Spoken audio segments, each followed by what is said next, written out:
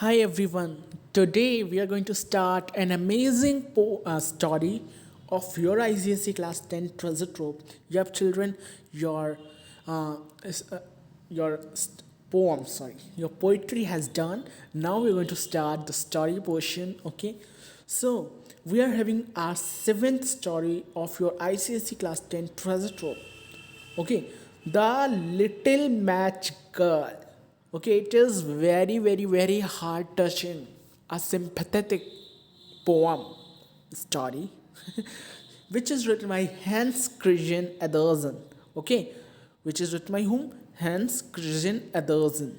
Okay, so this is one of the most interesting story, heart touching story as well.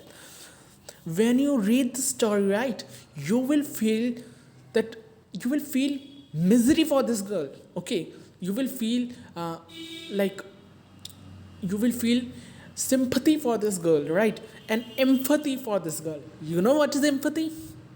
We have talked in our last video. Okay, so without wasting no more time, let's get started. We're going to have a line by line introduction of the poet, okay, of the poem, of the story, right? So, see this photo, this portrait. What can you see? This is a girl. This is a girl sitting. This is a girl sitting so lonely, right? This is a girl sitting so lonely just with a just with a matchstick, right? You could see this matchstick. Now, why this girl is known as the little match girl?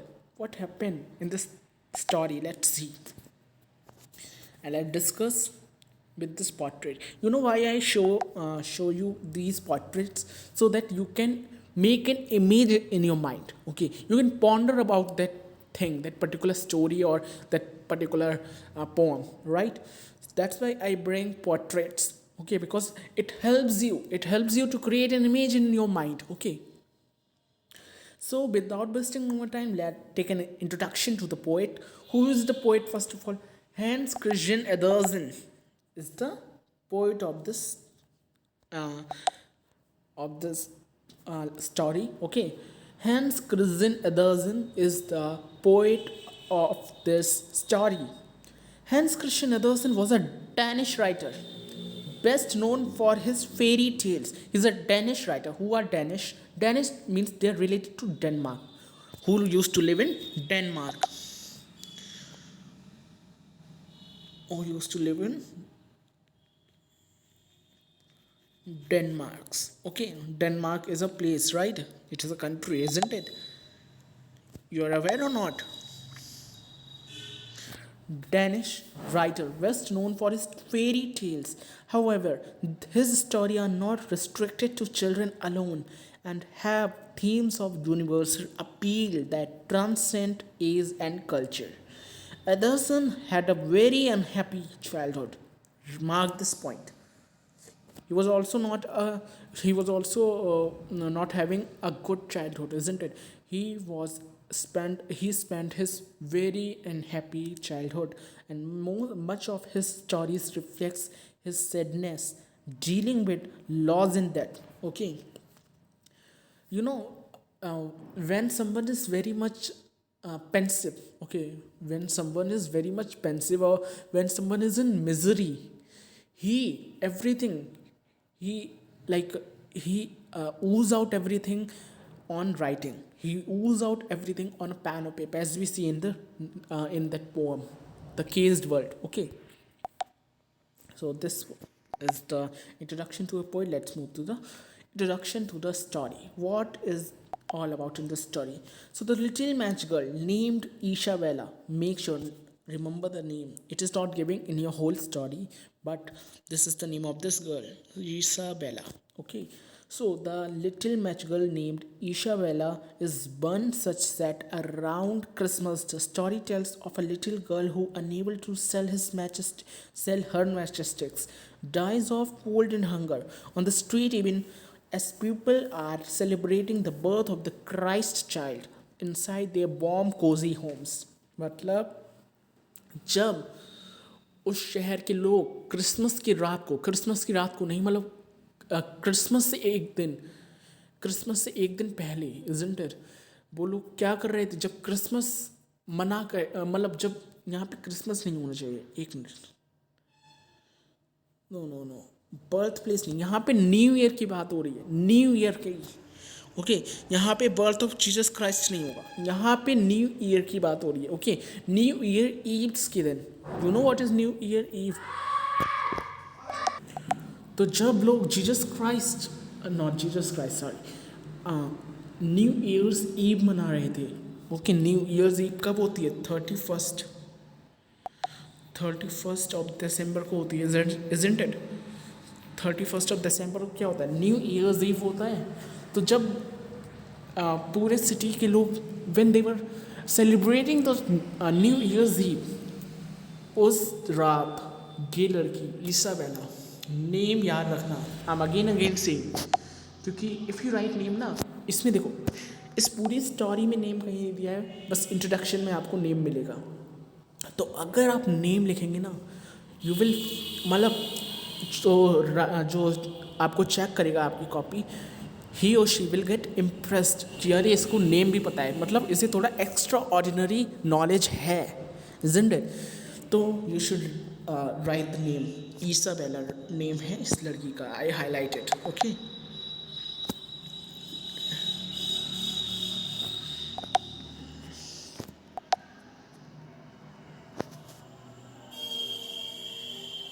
Isabella name है इस लड़की का, okay, remember the name, okay. So यहाँ पे क्या हो रहा होता है, जब लोग अपने सॉफ्ट घरों में अपने काउच पर बैठकर क्रिसमस न्यू ईयर्स ईव की तैयारी कर रहे थे, उस रात एक लड़की इसाबेला नाम की सड़क पे भटक रही थी, she was wandering on the streets, okay, of that city.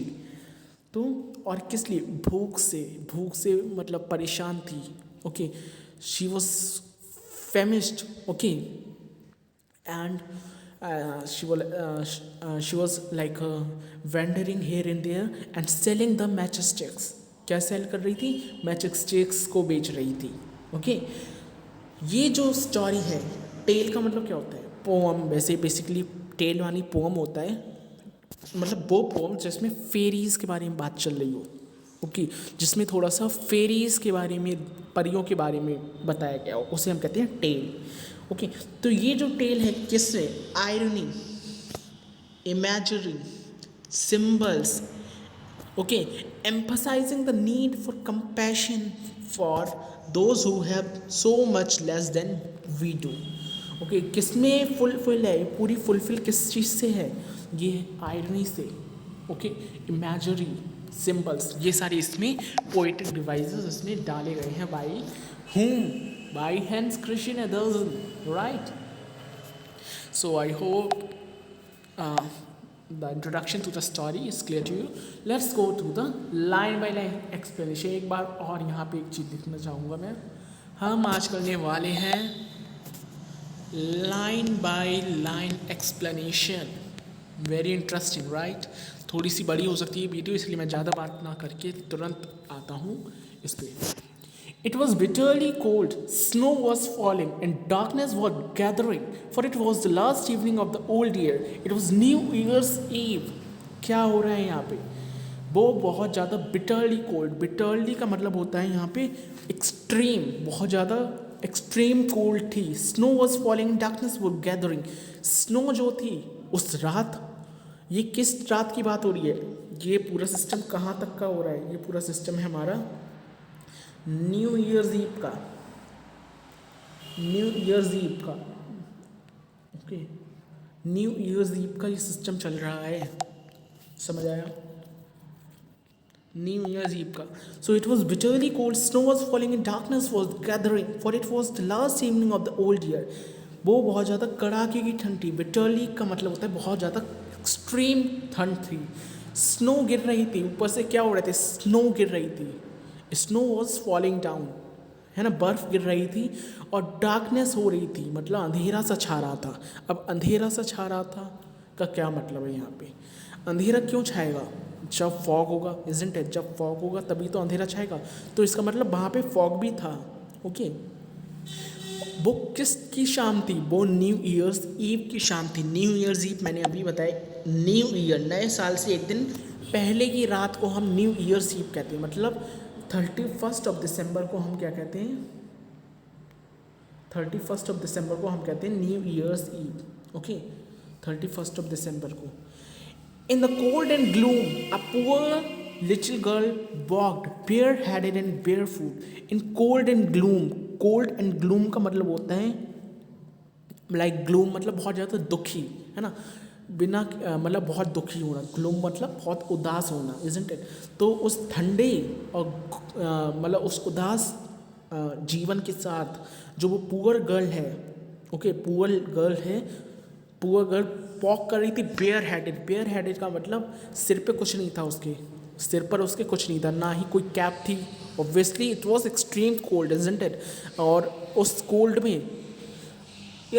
में अगर आप अपना प्रोटेक्शन नहीं करेंगे बाय अप्लाइंग सम कैप्स और applying some stuff on your body, how can you protect by this cold, isn't it? अभी आप देख सकते हैं विंटर का महीना चल रहा है, अगर हम कुछ नहीं पहने, अगर हम लाइक वार्म क्लोथ्स नहीं पहने, if we do not wear the warm attires, so what will be our condition? Very miserable, isn't it? तो जो वो पुअर गर्ल है उसके ऊपर ना ही उसके सिर पे ना ही कोई कैप थी, ना ही पैरों में कोई शूज़ थे। ओके, शूज़ नहीं थे उसके पैरों में, जबकि ठंडों में हमें शूज़ पहनने चाहिए, इजंट इट? हम क्या पहनते हैं? शूज़ पहनते हैं ठंडों में। तो ना ही उसके पास सिर पर ओढ़ने के लिए कुछ था, ना ही पैरों पे पहनने के लिए कुछ था। बेयर फूट और बेयर हेडेड का मतलब होता है नंगे पैर और नंगे सिर, isn't it? They through the streets, और स्ट्रीट्स पे चले जा रही थी। She had been wearing slippers, it is true, when she left home, मतलब जब उसने घर छोड़ा था तो ये सच है कि उसके पास स्लीपर्स थी, बट वॉट गुड वर दे, पर किस मतलब उसके लिए वो स्लीपर्स कोई अच्छी नहीं थी। मतलब किस काम की वो स्लीपर्स थी? क्योंकि वो जो स्लीपर्स थी वो उसकी माँ की थी। ओके, वो स्लीपर्स उसकी माँ की थी। माँ समझते हो? उससे ट्रिपल और डबल उनकी एज होगी, इसकी माँ की डबल और ट्रिपल एज होगी। तो वो कितनी बड़ी होंगी उस बच्ची के लिए? उस बच्ची के पैरों में कितनी बड़ी चप्पल होंगी, राइट?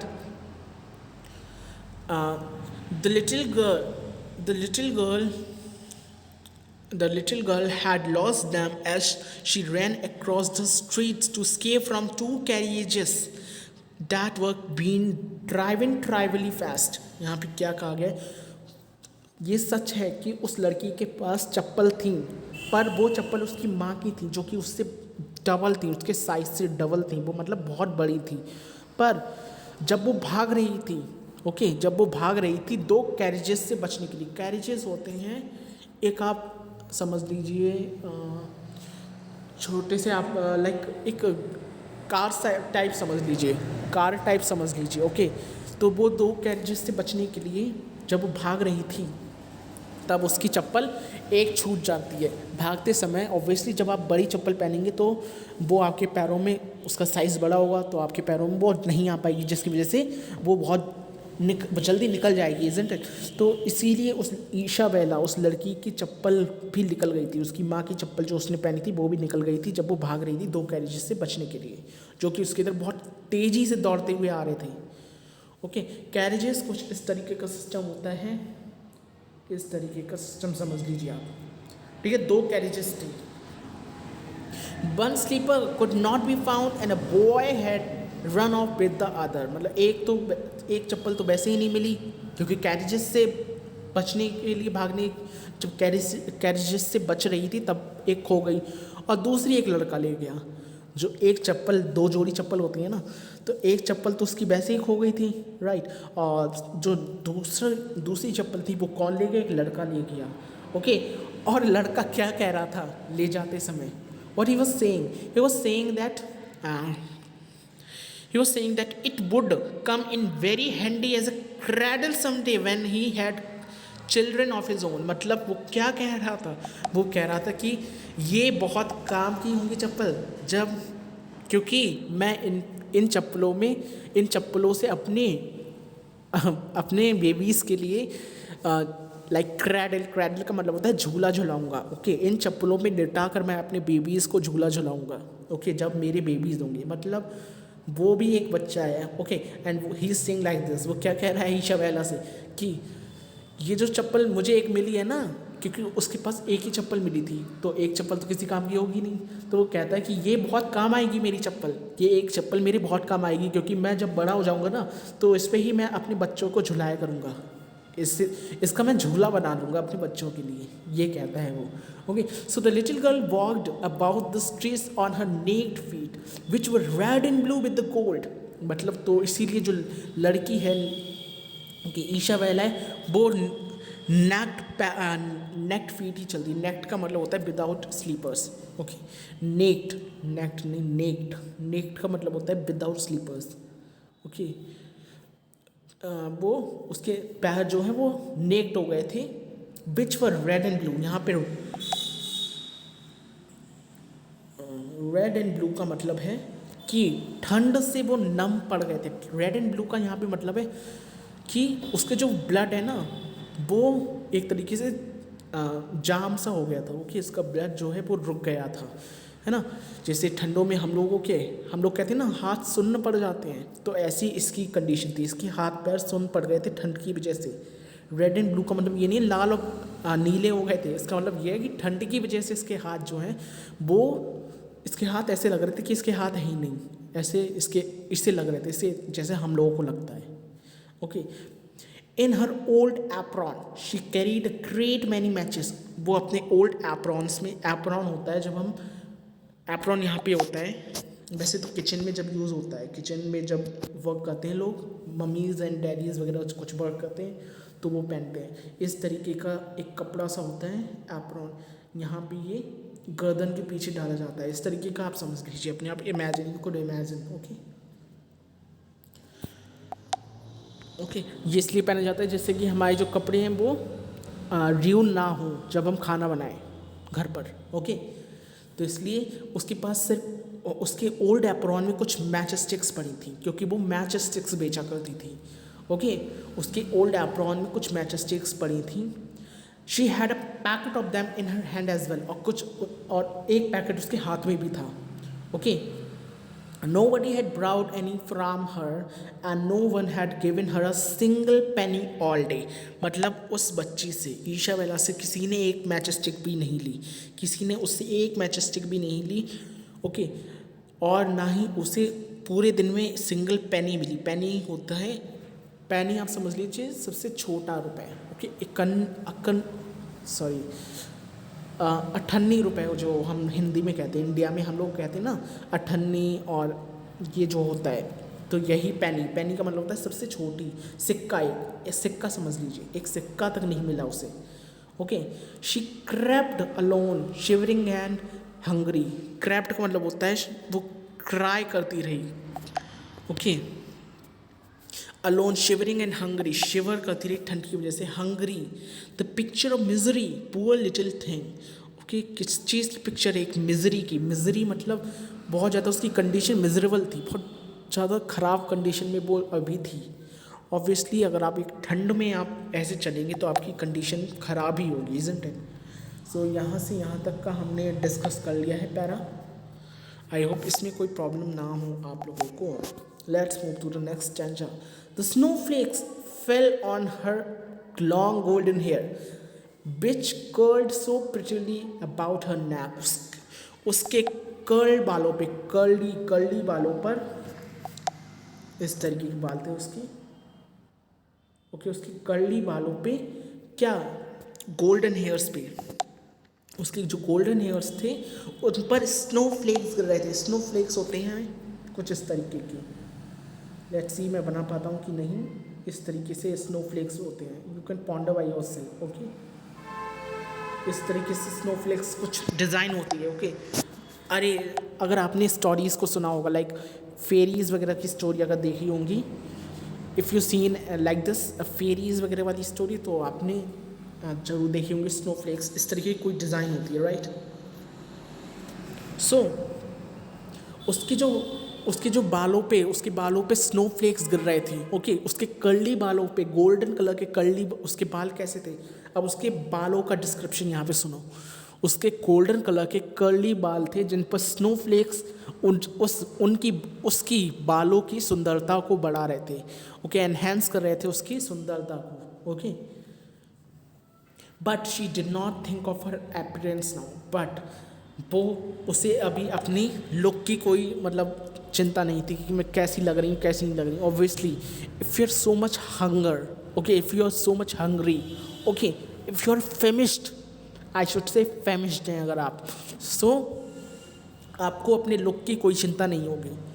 ओके, आपको कोई चिंता नहीं होगी कि मैं कैसा लग रहा हूँ या लग रही हूँ या मेरा लुक कैसा लग रहा है, क्योंकि उस टाइम को सिर्फ आपको क्या दिख रहा होगा कि किसी तरीके से मुझे खाना मिल जाए, है ना।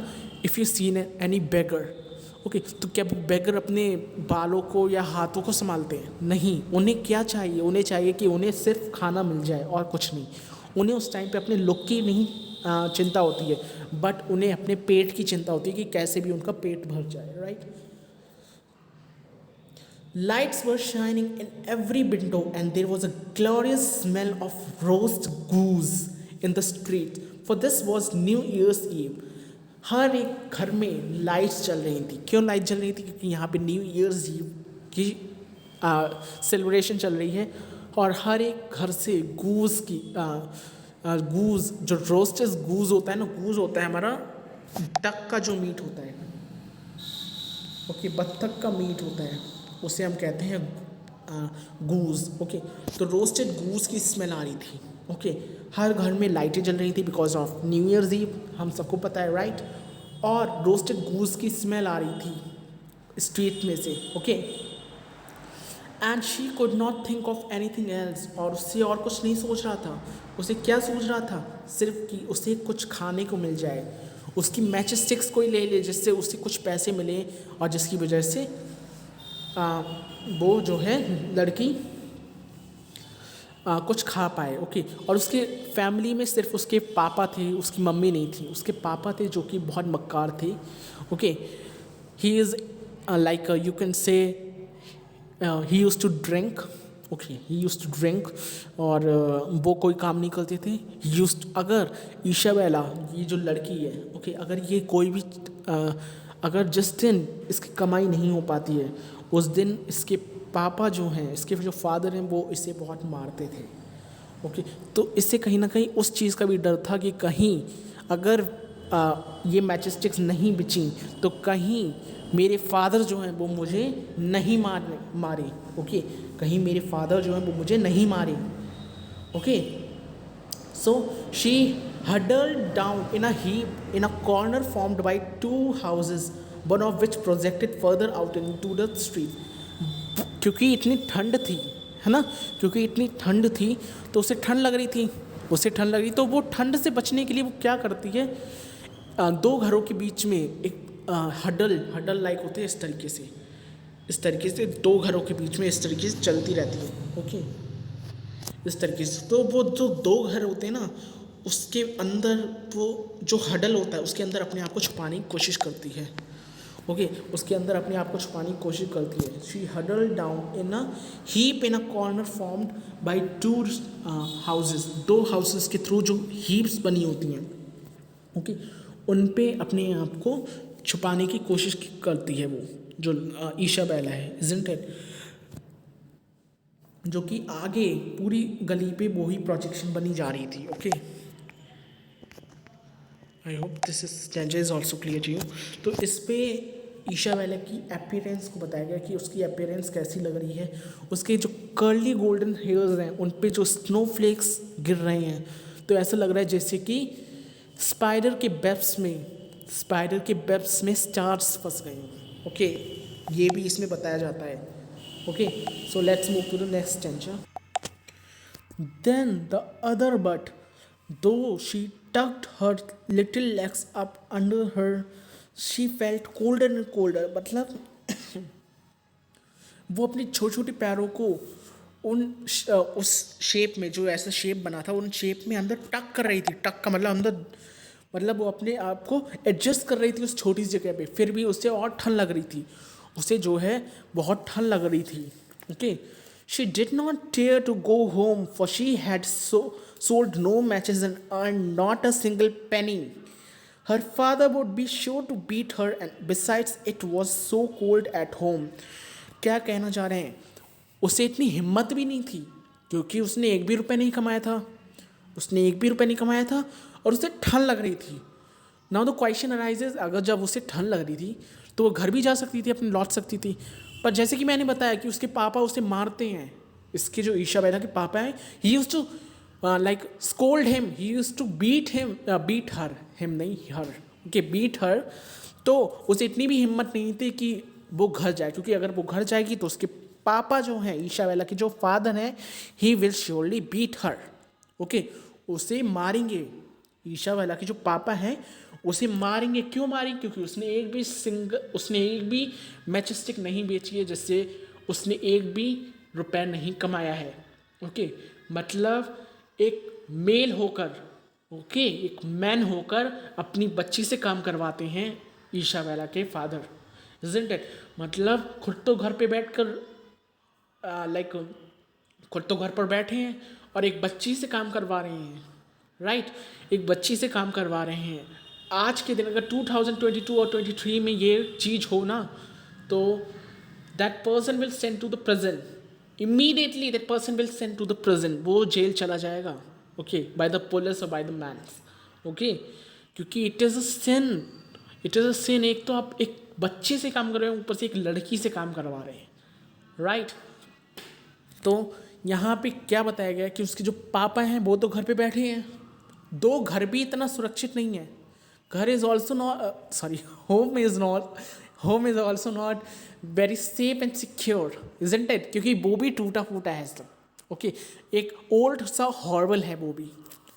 ओके, तो देन ऑल्सो उधर थोड़ा तो ईज होगा. राइट, थोड़ा तो ईज होगा उधर, ज़्यादा नहीं तो एटलीस्ट 10% तो ईज मिलेगा उधर घर पे, है ना? थोड़ा तो ईज मिलेगा. खुद घर पर बैठकर अपनी बेटी से काम करवा रहे हैं ईशा बेला के फादर. ये है यहाँ पे. Okay, and besides, it was so cold at home, for they had nothing but the roof above them, and the wind whistled through that, even though the largest cracks were stuffed with straw and rags. मतलब यहाँ पे क्या कहा गया है? घर पे भी जाने का कोई फ़ायदा नहीं है. घर पे भी जाने का कोई भी प्रॉफिट नहीं है, कोई फ़ायदा नहीं है, क्योंकि जो घर है उसमें कोई रूफ नहीं है. घर की जो रूफ है वो नहीं है, घर की छत नहीं है. घर बिना रूफ के है, सिर्फ बाउंड्रीज बना दी गई है, सिर्फ कॉन्टोर है घर के, ऊपर रूफ नहीं है. ओके, ऊपर रूफ नहीं है. और बड़ी बड़ी क्रैक्स हैं उस घर में, बड़े बड़े क्रैक्स हैं, जो कि किससे? स्ट्रॉ से और रैक्स. स्ट्रॉ मतलब जो स्ट्रॉ वगैरह होते हैं, और रैक्स मतलब जो भी ये रैक्स वगैरह जो हमारे आप कह सकते हैं, जो भी रैक्स मतलब ये भूसा वगैरह है, इफ़ यू नो भूसा. ओके, तो ये सब स्टफ कर दिए गए हैं उस क्रैक्स में. Right, her thin hands were almost numbed with cold.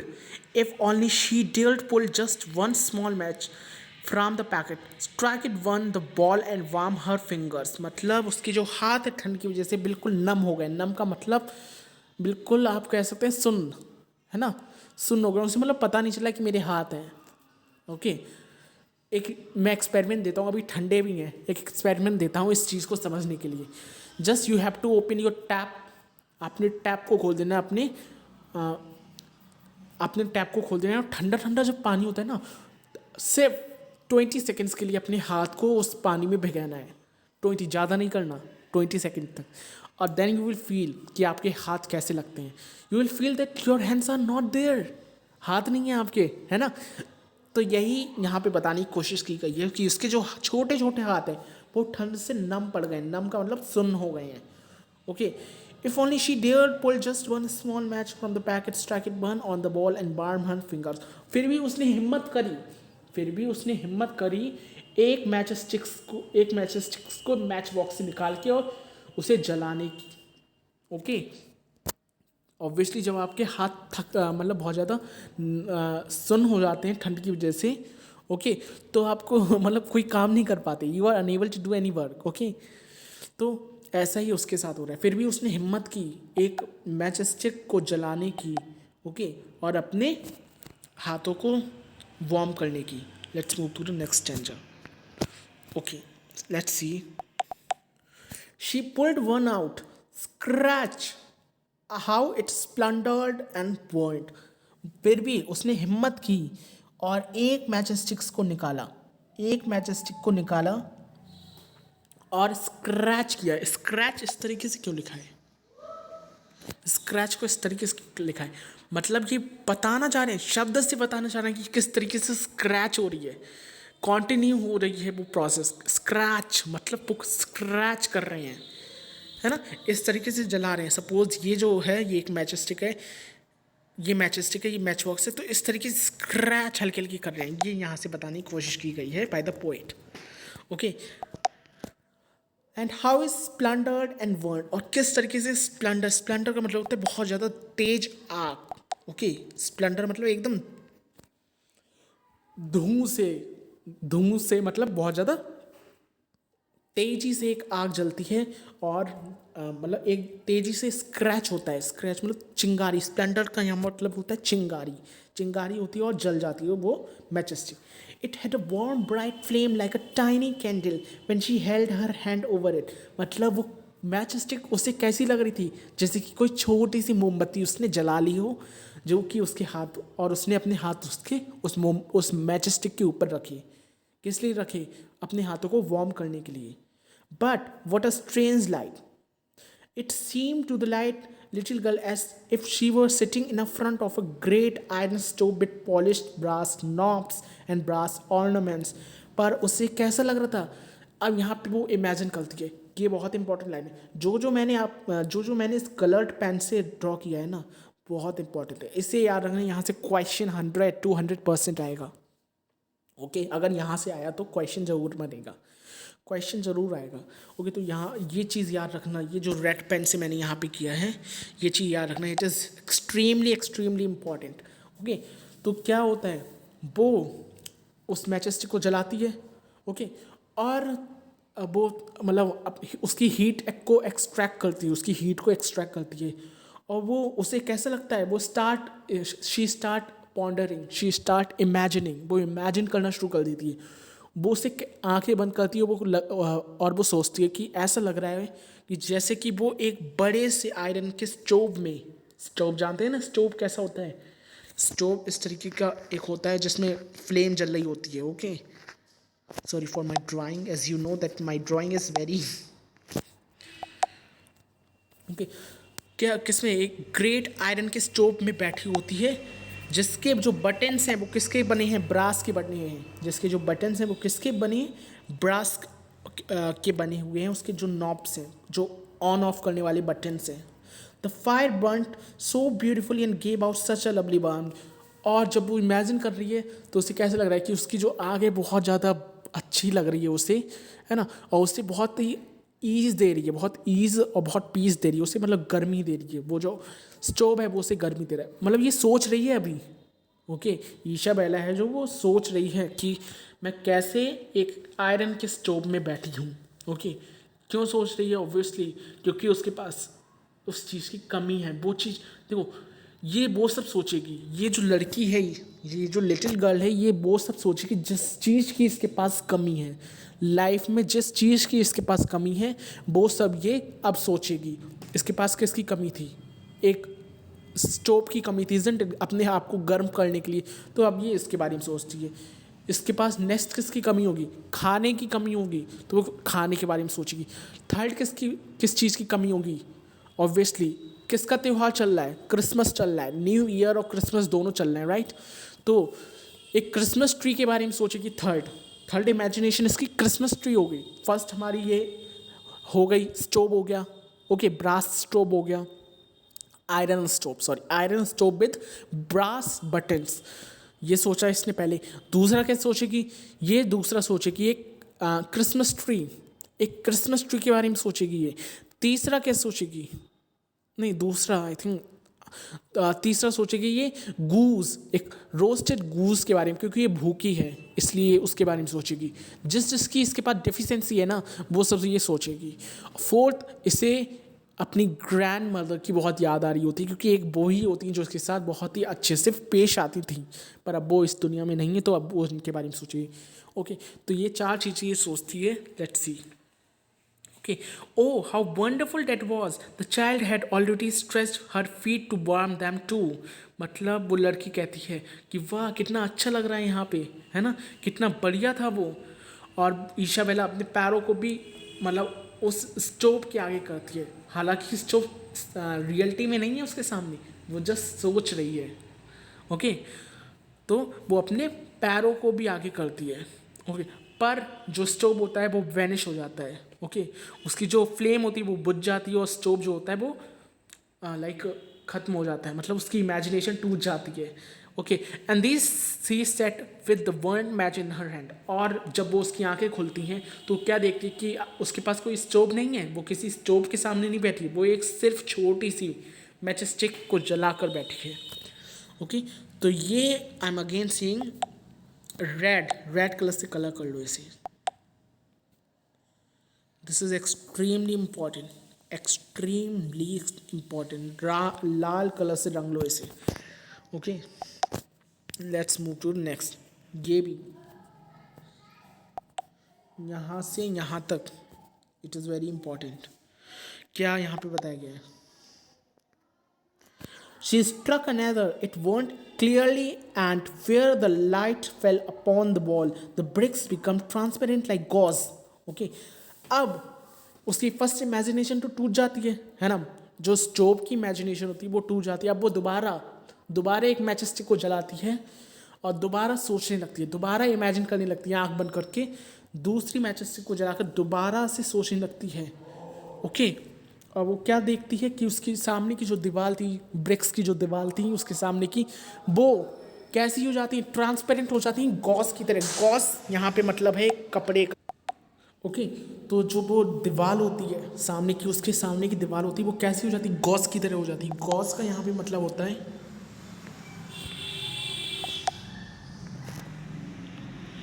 बहुत ही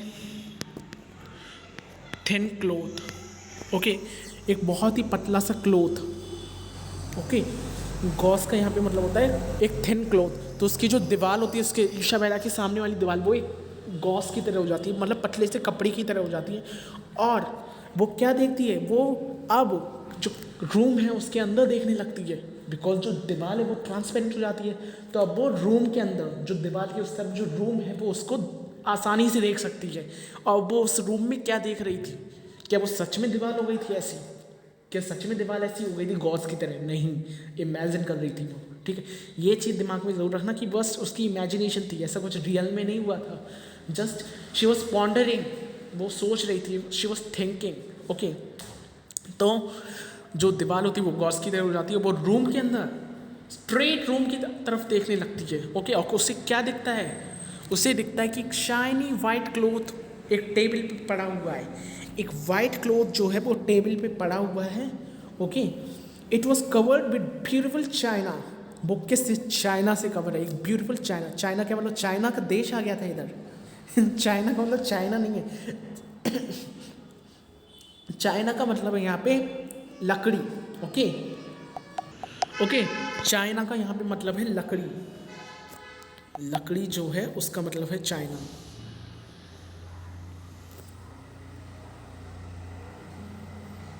वुड, लकड़ी का मतलब है यहाँ पे China. And at the centre of it stood a roast goose stuffed with prunes and apples. और उस टेबल के बीच में क्या रखा था? गूज रखा था, जो कि किस चीज़ से स्टफ था? स्टफ का मतलब होता है भरा हुआ। ओके, जो कि प्रून्स और एप्पल्स से भरा होता है। Prunes is a type of fruit. Okay, एक तरह का फ्रूट होता है। तो वो प्रून्स और लाइक जो एप्पल्स हैं उनसे भरा होता है।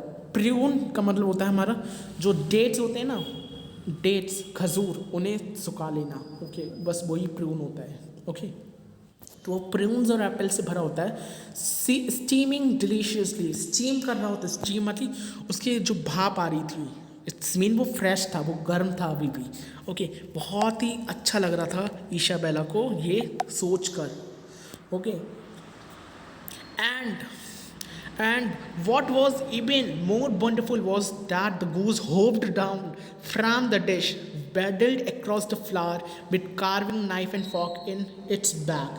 और उससे भी ज़्यादा, मतलब उससे भी ज़्यादा हैरान करने वाली चीज़ पता है क्या हुई थी, कि जो वो गूस था जो कि टेबल पड़ा हुआ था उसमें जान आ जाती है ना, उसमें जान आ जाती है। और वो फॉग और नाइफ को लेके होप्ड करता हुआ, होप्ड मानी ऐसे उछलता हुआ आ जाता है, मतलब ईशाबेला के पास आने लगता है और उससे कहता है कि मुझे खाओ, ईट मी। ओके, उससे क्या कहता है, ईट मी। अब ये ऐसा क्यों सोच रही है, मतलब क्या वो इमेजिनेशन थी उसकी, क्या वो सच में चलकर आ रही थी? इसका मतलब ये है, ये चीज़ क्या दिखा रही है, ये लाइन, एक मिनट, कहाँ गया? Goose hopped down from the dish, waddled across the floor with carving knife and fork in the back. ये लाइन क्या शो करती है? ये लाइन शो करती है कि ईशाबेला कितनी भूखी थी। ईशाबेला वॉज सो फेमिश्ड, बहुत ज़्यादा भूखी थी। ओके, बहुत ज़्यादा भूखी थी, जिससे उसे जो गूज है वो कैसा दिख रहा है कि गूज लिविंग हो गया है ना। जब हम लोग बहुत भूखे होते हैं या हम लोग मतलब किस चीज़ से बहुत परेशान होते हैं तो हमें वो चीज़ दिखने लगती है। यही सेम ईशाबेला के साथ हो रहा था कि जो नॉन लिविंग गूज उसकी इमेजिनेशन में पड़ा हुआ था वो जिंदा हो जाता है और वो नाइफ और फॉग लेकर ईशाबेला के पास आता है और कहता है उससे कि मुझे खाओ, मुझे प्लीज़ खाओ, right. Waddled straight up to the poor child, और वेडल्ड करते हुए उछलते हुए ईशाबेला के पास, पुअर चाइल्ड के पास आ जाता है। Then out went the match and nothing could be seen by the thick cold ball, और फिर जो मैच स्टिक होती है वो बुझ जाती है और जो वो बॉल होती है वो सॉलिड हो जाती है। मतलब जो बॉल होती है वो, मतलब उसमें कुछ नहीं दिखता है, एकदम एक बॉल आ जाती है उसके सामने। ओके, उससे पहले क्या दिख रहा था, एक थिन क्लोथ दिख रहा था, राइट, गॉज दिख रहा था, एक थिन क्लोथ, पर अब उसे सिर्फ एक ब्रिक दिखती है, ब्रिक की बॉल दिखती है, एक दीवार दिखती है ईंटों की, और कुछ नहीं, क्योंकि उसने इमेजिन करना छोड़ दिया अब, क्योंकि जो मैच स्टिक है वो बुझ जाती है, राइट। अब वो एक और मैच स्टिक जलाती है, She struck another match and suddenly she was sitting under the most beautiful Christmas tree. Just wait. एक और मैच स्टिक को जलाती है, वो क्या देखती है कि बहुत ही सुंदर से क्रिसमस ट्री के पास में वो बैठी हुई है। ये बहुत बड़ा था, ये उससे भी बड़ा था जो उसने एक मर्चेंट के घर पे देखा था। मर्चेंट के घर पे जब उसने एक क्रिसमस ट्री को देखा था ग्लास के डोर से, ओके, तो वो जो ये वाला जो क्रिसमस ट्री है जो अभी देख रही है ईशाबेला, ये उससे भी ज़्यादा बड़ा था। ओके, ये उससे भी ज़्यादा बड़ा था जो कि मर्चेंट्स के घर पे था। Okay, 1,000 candles lit up the green branches and gaily colored walls like those in the shop windows। मतलब जो ग्रीन ब्रांचेस थी क्रिसमस ट्री की वो कलर्ड वॉल से सजी हुई थी, ऐसी वॉल जो कि उसने कहाँ देखी थी, उसने शॉप पर देखी थी। ओके, एक विंडो से देखी थी, शॉप पर लटकी हुई, वो ही बॉल उसने देखी थी ना, वो ही बॉल उस क्रिसमस ट्री पे लगी हुई है। ओके, देखो जो चीज़ उसने देखी थी और जो चीज़ उसने सोची थी, जिस चीज़ की उसके पास डेफिशिएंसी थी वो ही चीज़ वो देख रही है अपनी इमेजिनेशन में। Okay, so point two note it कि ये बहुत इंपॉर्टेंट है। ओके, कि उसने क्या क्या देखा था। 1,000 candles lit up the green branches and gaily colored wall like those in the shop, ये तो हो गया था। The little girl reached forward with both hands, then out went the match। वो लड़की जो ईशाबेला थी वो जैसे ही अपने हाथ उस क्रिसमस ट्री पर ले जाने वाली थी, जैसे ही उस चीज़ को छूने वाली थी वैसे ही उसकी मैच स्टिक बुझ जाती है। ओके, उसकी मैच स्टिक बुझ जाती है। The many candles on the Christmas tree rose higher and higher through the air। और जो बहुत से कैंडल्स उसके पास में थी ना क्रिसमस ट्री की, वो ऊपर की तरफ उठने रहती। Rose is the second form of rise. Rose जो है वो राइज की सेकंड फॉर्म है, ओके। राइज मानी उठ जाना, ऊपर उठना, ओके। तो जो क्रिसमस ट्री की जो कैंडल्स थी जो उसने अभी इमेजिन की थी वो सब ऊपर आसमान की तरफ उड़ रही थी, ठीक है। तो ये पूरी जो स्टोरी है ना, ये पूरी इमेजिनेशन के ऊपर बेस है, ओके। पूरी मिजरी को दिखाती है, इमेजिनेशन दिखाती है बच्ची की, ठीक है। क्या क्या डेफिशिएंसीज थी उसके पास, क्या क्या वो लैक करती थी अपनी लाइफ में चीज़ों को, वो सब दिखाती है, ओके। तो जो क्रिसमस ट्री की कैंडल्स थी वो ऊपर की आसमान की तरफ उड़ती हैं, ओके। और she saw that they had now turn into bright star, one of them fail streaking the sky. और वो क्या देखती है, वो देखती है कि उनमें से एक जो कैंडल है, वो एक स्टार में, एक बड़े से ब्राइट स्टार में कन्वर्ट हो गई है। और one of them fail striking the sky, और उनमें से एक स्टार जो है वो स्काई पे गिरता है, वो स्काई से गिरता है, ओके, नीचे की तरफ। Now someone is dying, said the little girl, for her old grandmother the only who had be ever been good to her. मतलब अब वो जो ईशा बेला है वो क्या कहती है कि शायद अब कोई मर रहा है। समवन इज डाइंग मतलब कोई मर रहा है, ओके, कोई मरने जा रहा है। अब ईशा बेला कहती है क्योंकि उसकी जो ओल्ड ग्रैंड मदर थी, जो सिर्फ वो ही उससे अच्छे से पेश आती थी और कोई उसके घर में कोई अच्छे से पेश नहीं आता था। ना ही उसके फादर मदर का तो इसमें कोई डिस्क्रिप्शन नहीं है, ना ही उसके फादर, ना ही और कोई, ओके। सिर्फ कौन उससे अच्छा था ये क्वेश्चन आ सकता है। सिर्फ ग्रैंड मदर जो थी, ग्रैनी, वो ही ईशा बेला से अच्छे से पेश आती थी पूरे घर में, जिन जिन लोगों को ईशा बेला जानती थी, ओके। ईशा बेला कहती है कि अब कोई मर रहा है, ओके, अब कोई मर रहा है। For her old grandmother the only who had ever been good to her but who was now dead he had said. मतलब जो अब मर चुकी हैं, जो ग्रैंड मदर अब मर चुकी हैं, उन्होंने ईशा बेला को बताया था कि जब भी आसमान से एक स्टार नीचे गिरता है तो जो गॉड हैं वो नीचे से एक सोल ऊपर ले जाते हैं, ओके, किसी इंसान की सोल को ऊपर ले जाते हैं। अब यहाँ पे कौन मरने वाला है? यहाँ पे ईशा बेला मरने वाली है। यहाँ पे ईशा बेला की अब डेड होने वाली है। ईशा बेला को पता चल गया कि अब कोई मरने वाला है, वो उससे ये नहीं पता चला कि कौन मरने वाला है, वो खुद अब मरने वाली है, okay. Whenever a star falls, a soul goes up to God. जब भी कोई स्टार ऊपर से नीचे गिरता है तो ऊपर से नीचे गिरता है तो नीचे से ऊपर एक सोल ऊपर जाती है, okay. I hope this is also clear to you, this stanza. She struck another match on the wall. Once more there was light, and in the glow stood her old grandmother. Oh, so bright and shining. मतलब वो दोबारा से एक match stick को जलाती है। कितनी सारी मैच स्टिक्स जला चुकी है, याद रखना, अभी मैं बताऊंगा सब कुछ। वो एक और मैच स्टिक को जलाती है और वो क्या देखती है, एक और लाइट को देखती है, एक और बहुत सुंदर सी लाइट को वो देखती है।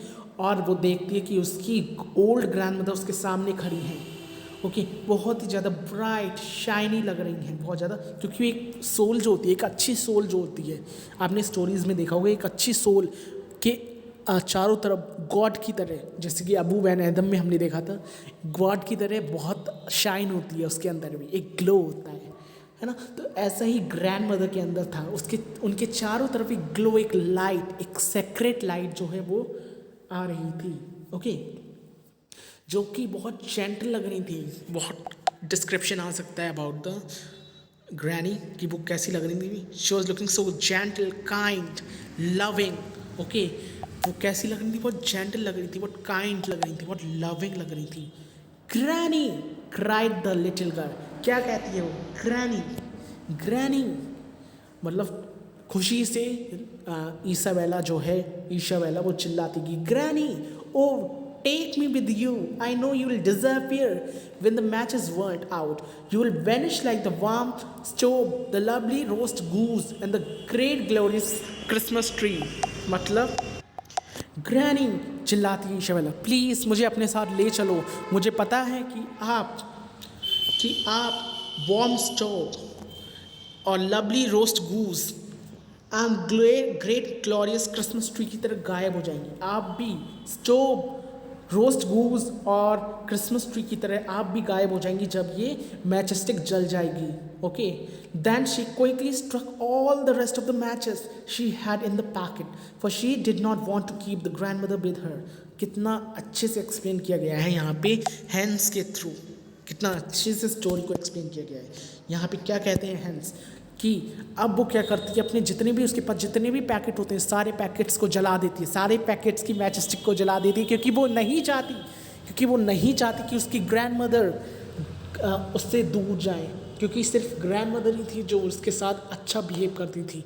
पूरे उसकी फैमिली में, नेबर्स में सिर्फ एक ग्रैंड मदर ही थी जो उसके साथ अच्छे से बिहेव करती थी. तो वो नहीं चाहती थी कि ग्रैंड मदर उससे दूर जाए, तो इसलिए वो क्या करती है, वो जितने भी बची हुई मैच स्टिक्स हैं सबको जला देती है. ओके, जितने भी उसके पैकेट्स में मैच स्टिक पड़ी होती हैं वो सबको जला देती है. ओके, और क्या कहती है, मुझे पता है कि आप बॉर्न स्टोव, लवली रोस्ट गूज और क्रिसमस ट्री की तरह आप भी गायब हो जाएंगी. ओके, मैं नहीं चाहती कि आप इन चीज़ों की तरह आप भी गायब हो, आप भी मुझसे दूर जाएं. ओके, क्यों वो नहीं चाहती थी. ओके, वो नहीं चाहती कि उसकी ग्रैंड मदर भी उससे दूर जाए, कि इन सब चीज़ों की तरह, इन सारी चीज़ों की तरह वो भी नहीं चाहती कि ग्रैंड मदर उससे दूर जाए. ओके, ये बहुत इंपॉर्टेंट है कि उसने क्या क्या चीज़ें देखी थी.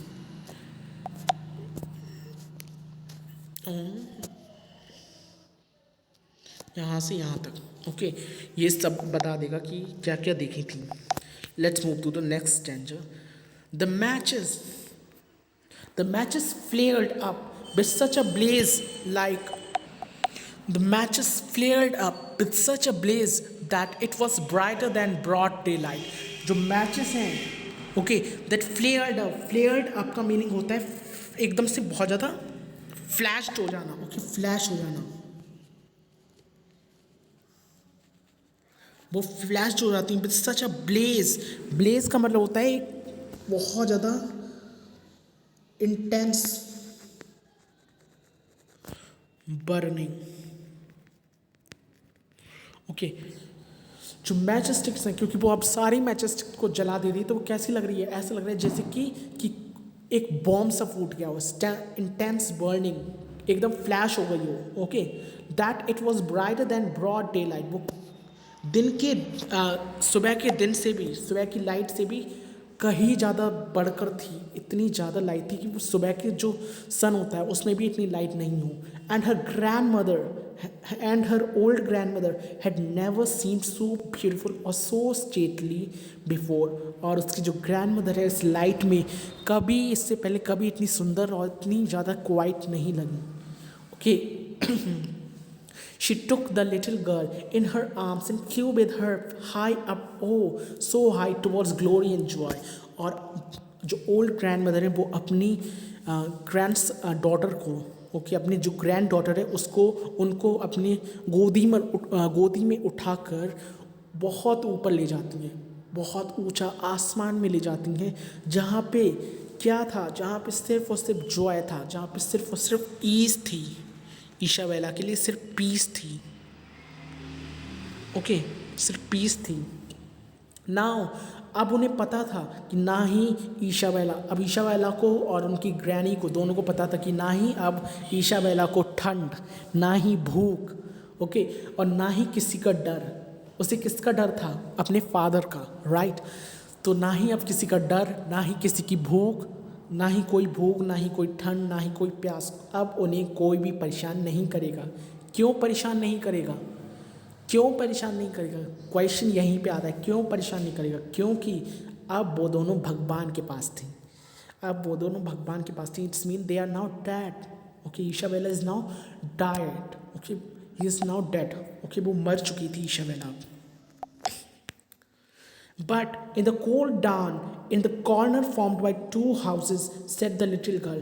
पर सुबह के टाइम पे जब देखा गया था, सुबह की ठंड, मतलब न्यू ईयर की बात हो रही है यहाँ पे, 1 जनवरी की बात हो रही है, 1 जनवरी की बात हो रही है, न्यू ईयर की यहाँ पे बात हो रही है. जो सुबह की ठंडी सुबह थी, ठंडी सुबह में लोगों ने देखा कि कॉर्नर पे, जो 2 घरों के बीच में कॉर्नर बने थे, जहाँ पे उसने अपने आप को छुपा कर रखा था ठंड से. Okay, set the little girl with रोजी चीक्स एंड स्माइलिंग लिप्स। वो कैसी लग रही थी? उस रोजी चीक्स थे और उसके और एक लिप पर स्माइल थी। ओके, वो इस तरीके से लेटी थी उन दो हाउस के हीप्स पर। ओके, अब वो मर चुकी थी, है ना, वो मर चुकी थी। उसकी जो सोल है वो रात ही उसकी ग्रैनी ले गई थी आसमान में। Frozen two death on the last evening of the old year. वो कैसी हो गई थी? उसकी पूरी बॉडी फ्रोज हो गई थी ठंड की वजह से। ओके, कब? न्यू ईयर वाले दिन। ओके, हाँ सॉरी, ओल्ड ईयर की रात को, ओल्ड ईयर की रात को मतलब न्यू ईयर ईव की रात को। Okay, the dawn of the new year rose on the huddled figure of the girl। जो न्यू ईयर की रात थी, जो न्यू ईयर की सुबह थी, सॉरी, जो न्यू ईयर की सुबह थी, उसने गर्ल की पोजीशन को देखा कि किस तरीके से अपने आप को उसने हडल कर दिया था दो हाउसेस के हीप्स पर। दो हाउसेस के रूफ्स जब ज्वाइन करती हैं उन्हें हम हीप्स कहते हैं। ओके, उस पर। Okay, and she was still holding the matches and half a packet had been burned। और वो अभी तक कुछ पैकेट्स उसके हाथ में थे और आधी से ज़्यादा पैकेट्स जो थे वो जले हुए पड़े थे उसके पास में। क्यों जले हुए पड़े थे? क्योंकि वो अपने आप को, वो मतलब क्या कर रही थी, उसने मतलब अपने आप को लाइक गर्म करने की बहुत कोशिश की, जिसने जो इमेजिन कर रही थी बार बार वो, है ना। She was evidently trying to warm herself, people said। लोग कह रहे थे कि शायद वो इतनी ठंड में अपने आप को गर्म करने की कोशिश कर रही होगी। लोग कह रहे थे कि शायद अपने आप को गर्म करने की कोशिश कर रही होगी, है ना, बातें करते हैं। बट कोई नहीं जानता कि उसने कितना अच्छे विजन देखे थे। विजन मतलब दृश्य, कितने अच्छे अच्छे उसने दृश्य देखे थे। She had seen and in a what a blaze of glory she had entered with her drear old grandmother into the heavenly joy and gladness of a new year.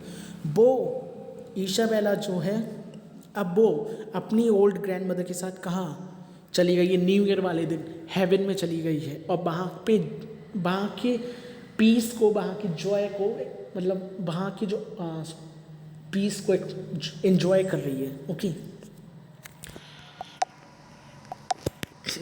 so with this was your story, whole story। Okay, यहाँ पे ईशा बेला की जो death बहुत ज़्यादा miserable तो थी ही, उसकी जो पर उसकी जो डेथ थी वो भी बहुत अच्छी थी, है ना, क्योंकि उसने इतने अच्छे अच्छे उसने इमेजिनेशंस देखी थी, इतनी अच्छी अच्छी उसने चीज़ें देखी थी। ओके, जितना उसे मतलब जितनी उसे खुशी पूरी ज़िंदगी में नहीं मिली, उतनी उसने एक रात में अपनी मौत से एक रात पहले उसने अपनी खुशी को जी लिया था। ओके, तो यहीं पे ये जो स्टोरी है ये एंड हो जाती है। I hope this story is clear to you. Okay, इसमें यू कुड सी मिजरी है, इसमें आपको बहुत सारी चीज़ें देखने को मिलती हैं कि कैसे उसने चीज़ों को देखा था, एक्सप्लोर किया था, कैसे उसे सब चीज़ें दिखाई दी थी। ओके, तो just wait. So you could see मैंने यहाँ पे हाईलाइट कर दिया उन पॉइंट्स को, जिस पॉइंट्स को ईशाबेला ने देखा था, right. So you can read by yourself.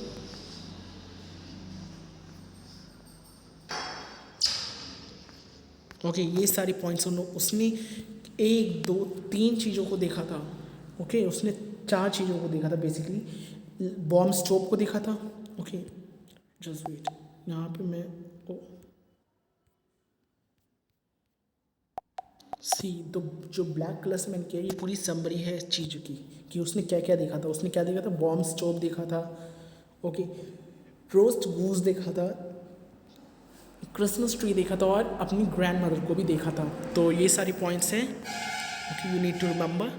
So with this, we come to an end of our chapter. So that's it. Have a good day. Bye-bye. Stay tuned for more videos. Okay, I hope this story is clear to you. So that's it. Bye-bye. Stay tuned.